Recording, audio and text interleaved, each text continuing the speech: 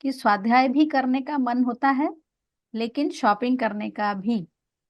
ये भी पता है कि अनंत बार मुनि बने हैं पहले पूर्व भव में, तो ऐसा क्या छूट गया मेरे से जो अभी तक सम्यक दर्शन रुका हुआ है? दो दो बातें अलग अलग हैं। पहले तो स्वाध्याय करने का भी मन करता है और शॉपिंग जाने का भी, क्या बुराई है, इस पे कोई गड़बड़ थोड़ी है। हमने धर्म को थोड़ा क्या बोलते हैं, ज्यादा स्ट्रेच कर दिया है। हमारे यहाँ पद्धति में जीव के ऊपर बढ़ने के 14 स्टेजेस हैं। There are 14 stages. विडंबना ये है, हम पहले स्टेज पर खड़े रहना चाहते हैं और चाहते हमारा आचरण 7th 8th 9th स्टेज वाला हो। हम चाहते हैं कि हम एकदम घर पर भी बने रहें, हमारा एक संयोग भी हमसे दूर न जाने पाए, लेकिन हमारे अंदर जो भाव विशुद्धि हो ना, वो वैसी हो जैसे मुनिराजों की होती है। भैया, मार्केट में जाने का, शॉपिंग करने का किसका मन नहीं करता है कि मुनिराजों का नहीं करता है? जो घर पर रह रहा है उसको तो जाना ही पड़ेगा ना। बच्चों को कपड़े दिलाओगे नहीं दिलाओगे?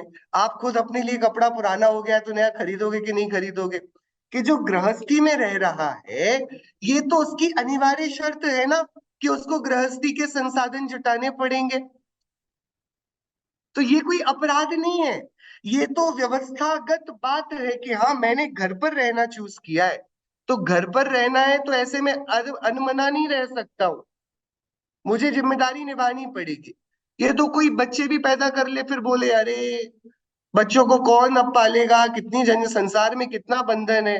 हाँ, कि अरे भैया सुनो, जो जिम्मेदारी से भागे वो पलायनवाद कहलाता है, ये महावीर भगवान का दर्शन नहीं है ये क्या? जो जिम्मेदारी है उसको तो पूरी करनी पड़ती है, तो कर्तृत्व, ये तो उत्तरदायित्व है। बुद्ध देव की कहानी आती है क्या? बुद्ध देव एक दिन परिभ्रमण के लिए निकले अपने राज्य में, तो जा रहे थे रथ पर बैठकर, तो देखो अरे बूढ़ा आदमी जा रहा है। पूछे उन्होंने रथ के चलाने वाले से, भैया इसके बाल क्यों सफेद हो गए, इसके दांत क्यों नहीं दिखाई दे रहे? अरे ये बूढ़ा है राजन। अच्छा, ये बुढ़ापा क्या होता है? कि अरे ये शरीर पुराना होता है। तो घबरा गए। थोड़ी देर और आगे गए तो एक शरीर से विक्षिप्त आदमी बैठा था, बीमार। अरे ये इतना खास क्यों रहा है, इसके पैर क्यों नहीं है, इसके हाथ क्यों नहीं है, इसके इतने फोड़े क्यों है? कह रहे आपको नहीं पता राजन, ऐसे रोग आ जाते हैं शरीर पर। वो और घबरा गए। थोड़ी देर और आगे गए तो अर्थी जा रही थी। ये क्या है? कि अरे यहाँ तो मरण भी हो जाता है। तो बुद्ध देव घबरा गए और रात को बिना बताए किसी को निकल लिए। ये कहलाता है पलायनवाद। बाद में फिर उन्होंने मध्यम मार्ग निकाला, जो भी हुआ। जैन मुनिराजों का ये रास्ता नहीं है। हमारे तीर्थंकर ने, नीलांजना का नृत्य चल रहा था और नीलांजना की मृत्यु हुई और वापस देवी खड़ी हो गई, तब आदिनाथ भगवान ने क्या किया? युवराज आदिनाथ ने ऐसे नहीं, अरे ये दुनिया तो भयंकर है, ऐसे उदय को देखकर नहीं भागे। उन्होंने 12 भावनाओं का विचार किया। संसार अनित्य है, यहाँ कोई शरणभूत नहीं, लेकिन मैं नित्य हूं, मैं शरण। संसार में तो जन्म मरण यहाँ का नियति क्रम है, लेकिन ये मेरा सिद्ध स्वभाव है, इसमें जन्म मरण की बात लागू नहीं पड़ती। मैं एक अकेला हूं, परिवार वाले मेरे साथ रहते हुए भी मेरे में मिले हुए नहीं है। ये शरीर जो मेरे से बिल्कुल अलग है, इसमें सौंदर्य कुछ नहीं है। मैं इस शरीर से राग करता हूं, इससे आश्रव होता है। मैं इससे राग बंद करूं तो निर्जरा होती है।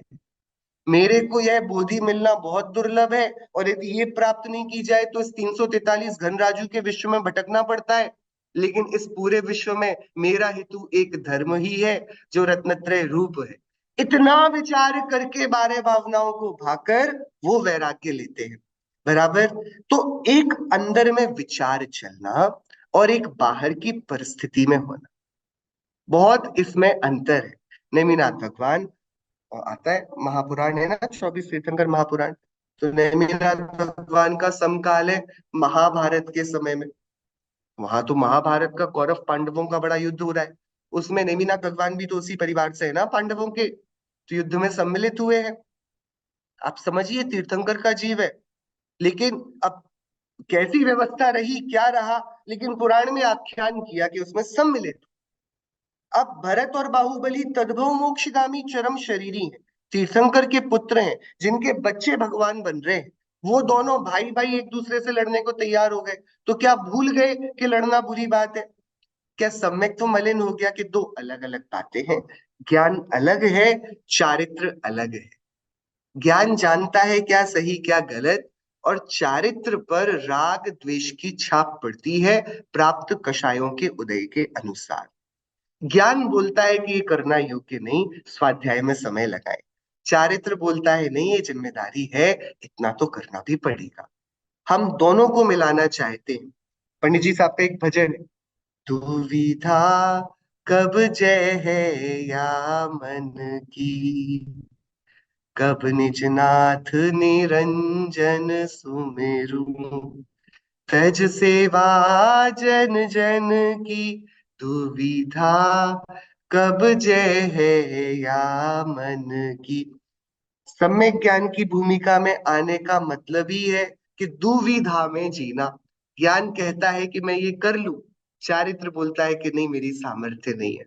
हम इसलिए भावना बाते हैं, अपूर्व अवसर ऐसा किस दिन आएगा। मैं चाहता हूं मुनि बन जाना, लेकिन चारित्रगत योग्यता भी परमिशन नहीं दे रही है। आप पूछो मुनि बनना है कि नहीं, कि मैं बिल्कुल बनने को तैयार हूं, लेकिन वह वीर वैसा उछाल लेता नहीं। तो ये दो चीजें स्वाधीन, अलग अलग, ज्ञान और चारित्र। ज्ञान जानता है मेरा हित क्या है, चारित्र क्षणिक उन्मेष में ये बोल देता है कि नहीं चलो अभी थोड़ा सा भोजन करते हैं, आज स्वादिष्ट भोजन करने का। और ये कोई अपराध नहीं है। यदि हमारा धीरे धीरे ज्ञान सही दिशा में है, तो बहुत प्रेम से चारित्र का हाथ पकड़कर उसको सही मार्ग में ले जाएगा। हम जोर जबरदस्ती ना करें, हम ज्ञान का अभ्यास बढ़ाते रहें। वो खरबूज को देख के खरबूज रंग बदल लेता है, तो ज्ञान की निर्मलता से चारित्र भी निर्मल हो जाएगा। हम चारित्र को खींचने जाएंगे तो वैसे ही होगा जैसा होता है। 10 दिन तक सारे के सारे जैन लोग बहुत धूम धड़क्के से सब कुछ छोड़कर बैठ जाते हैं, और 11वें दिन मुंबई की या बेंगलोर की या किसी भी शहर की सारी खाऊ गलियों में सबसे ज्यादा जैनी दिखाई देते हैं। हाँ, आपने देखा ये कैसे लोग 10 दिन तक छोड़ते हैं, और 11वें दिन फिर कैसे आसक्ति से टूट पड़ते हैं हरि पर, व्यंजनों पर। ये चारित्र को नियंत्रित करने का भूमिका नहीं समझकर, भैया, योग्य विवेक से चीजों का ग्रहण और त्याग होता है। विवेक के बिना भावनाओं में बहकर ना कुछ ग्रहण होता है, ना कुछ त्याग किया जाता है। ठीक है, तो पहली बात तो ये कि स्वाध्याय का भी मन करता है, और शॉपिंग का भी मन करता है। इतना कर सकते हैं, जब शॉपिंग पर जाएं तो स्वाध्याय की बातें भी मन में थोड़ी बहुत चलें। ये गाथा है आचार्य योगेंद्र देव की। क्या, ग्रह कार्य करते हुए भेदा भेद का ज्ञान, मिले अवाची पद स्वयं, पाए पद निर्वाण, शीघ्र लहे निर्वाण। क्या, घर के काम करने की मनाही नहीं है, घर का काम हो समय समय पर हो, व्यापार का काम हो समय समय पर हो, स्कूल का, कॉलेज का, पढ़ाई का, जो भी काम जिस भूमिका में हमारा है वो समय समय पर हो। लेकिन भेद विज्ञान हर समय चलना चाहिए। ये मेरे योग्य नहीं, ये करने वाला नहीं, मैं इसका करता नहीं, मेरी इच्छा से होगा नहीं। तो जो घर का काम करते हुए भेद विज्ञान करता है, ग्रह कार्य करते हुए भेदा भेद का ज्ञान, उसे बहुत जल्दी घर के काम नहीं करने पड़ते, वो अवाची पद निर्वाण को प्राप्त हो जाता है। तो शॉपिंग में जाना बुरा नहीं है, देखिए उल्टा मत समझिएगा, लेकिन भेद विज्ञान का विस्मरण कि मैं ये कार्य करता हूं, मैं करने वाला हूं, ये वस्तु मेरी है, सुंदर है, मेरे को सुंदर बनाएगी, ये सारे अज्ञान हैं। हमें ज्ञान बोधि को जागृत रखना चाहिए। योग्यता भूमि का अनुसार धीरे धीरे सब छूटेगा, सब छूटेगा। दूसरा इसका पक्ष था, हमने अनंत बार मुनि व्रत धारण किया, फिर ऐसा क्या हुआ कि इस बार तो हम क्या मुनि व्रत का एक छोटा मोटा नियम लेने में हमको बहुत जोर लग जा रहा है। हमने तो उपसर्ग परिचय भी सहे, और यहाँ पर हमसे कोई बोले कि छोटा सा नियम ले लो तो हमको थोड़ा ऐसा लगता है कि गड़बड़ हो जाएगी। और फिर सम्यक दर्शन तो और कठिन जान पड़ता है। देखिए ऐसा ही है क्या, कषाय का तारतम्य चलता है। आपको भी किसी दिन बहुत वैराग्य आता होगा, लगता होगा सब, कोई परिवार में प्रसंग बन गया, किसी का मरण हो गया, कैसा बुरा लगेगा, अरे संसार में रहने जैसा नहीं, संसार में रह जैसे कि जब लॉकडाउन का समय था, आप याद करिए आप क्या क्या सोचते थे। सब कुछ आसार दिख रहा था उस टाइम के, नहीं दिख रहा था? कितना दुख दिख रहा था। जब सेकेंड वेव आई थी उस टाइम तो एकदम ही अलग हो गए थे हम सब। फिर हमने आदरणीय संजीव जी भाई साहब के बारे में सुना। जब सुना तब आपको कैसा लग रहा था, आप बताइए। उस समय की हमारी अंतर मन स्थिति थोड़ी सी नरम हुई थी, नहीं हुई थी? भींगी हुई हुई थी, नहीं हुई थी? हमें संसार बिल्कुल कार्यकारी, बिल्कुल विश्वास करने लायक नहीं दिखता था, ना कोविड काल में, नहीं जबकि परिवार में कोई प्रसंग बन जाए तो। लेकिन राग का ऐसा ही है, जो राग को ज्ञान और दर्शन का साथ नहीं मिले तो वह समुद्र की लहरों जैसा उछाले मारकर नीचे आता जाता है। किसी दिन आपका पूजन में बहुत मन लगेगा, किसी दिन आप पूजन भर हो जाएगी और आपको पता ही नहीं पड़ेगा हम क्या सोचते रहे। किसी दिन स्वाध्याय में बहुत मन लगेगा, किसी दिन आपको स्वाध्याय में नींद आने लगेगी। ये सब क्या है? ये सब राग आश्रित हम अपने आप को कर देते हैं।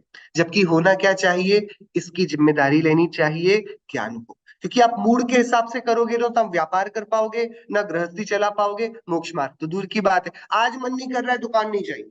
आज ऑफिस जाने का मूड नहीं है, मैं नहीं जा रहा हूँ, कि नहीं। आप पीछे से विवेक को बुलाकर लाते और बोलते उसको समझाओ, इसका मन नहीं कर रहा, इसको बताओ, नहीं जाएगा तो क्या होगा? तो विवेक यदि हाथ पकड़े तो चारित्र नियंत्रण में रहता है। बाकी यदि कषाय के उदय के हिसाब से हम चलने लगे तो कोई बात नहीं।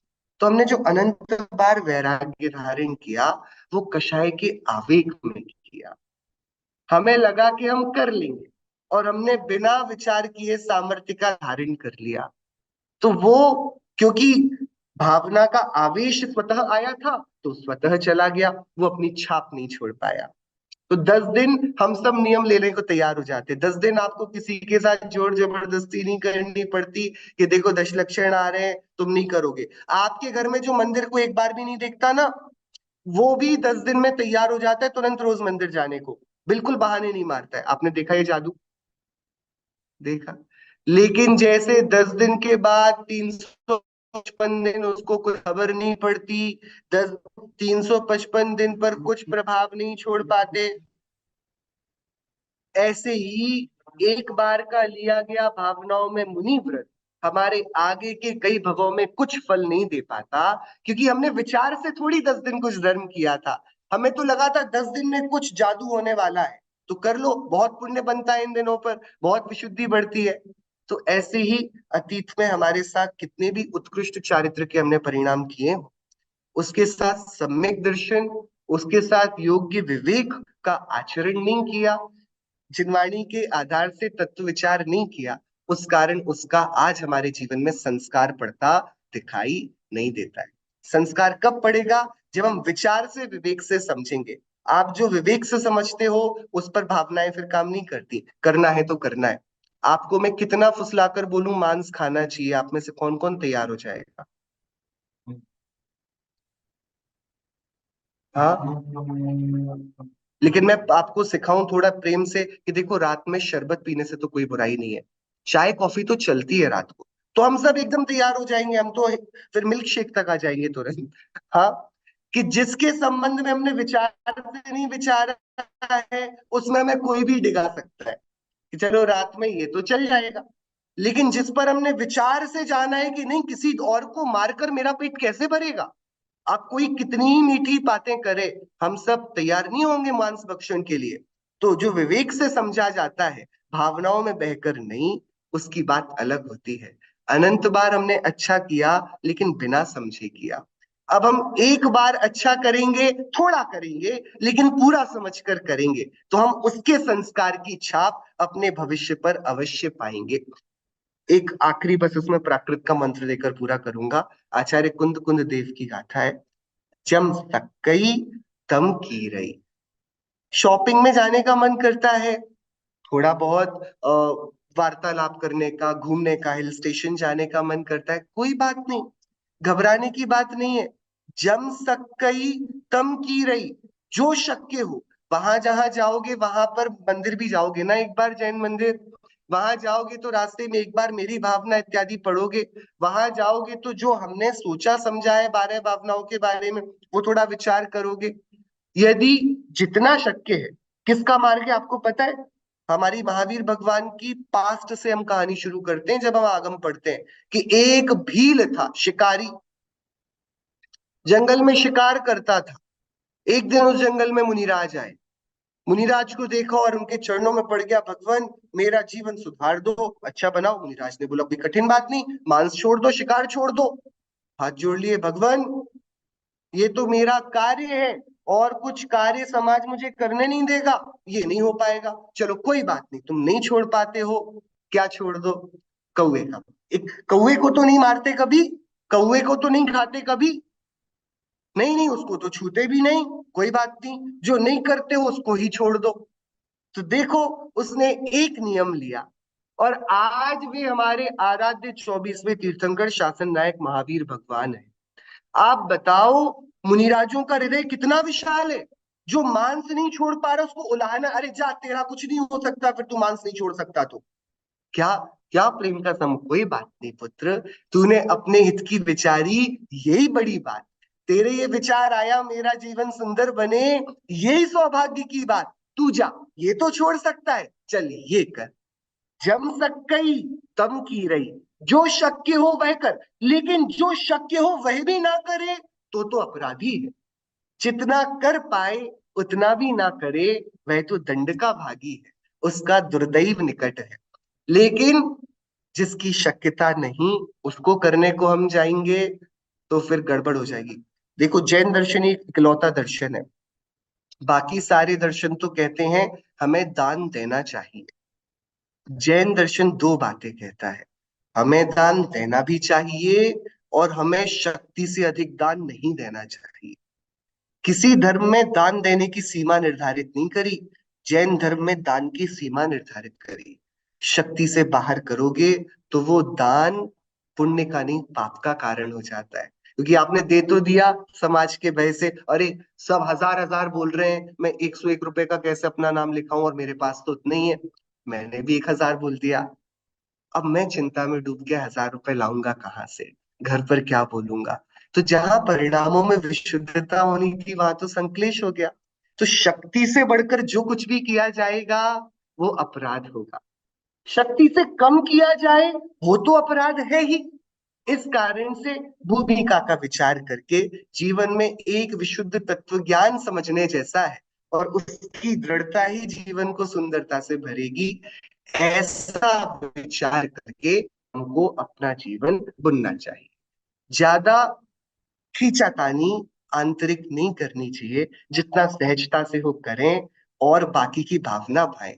जो शक्य हो वह करे और अशक्य की श्रद्धा। हम मुनिराज कब बनेंगे ये भावना तो रोज हो, लेकिन जब तक नहीं बने तब तक जो कर्तव्य हैं वो तो करने पड़ेंगे, उनसे हम पीछे नहीं भागेंगे। नहीं तो हम, जो आधा अधूरा गृहस्थ रहेगा वह पूरा मुनिराज कैसे बनेगा भैया? जहां पर है वहां पर पूरा निभाना पड़ेगा कि नहीं निभाना पड़ेगा? इसके लिए हम प्रथमा योग का बहुत अभ्यास भी करें, बहुत आनंद आएगा।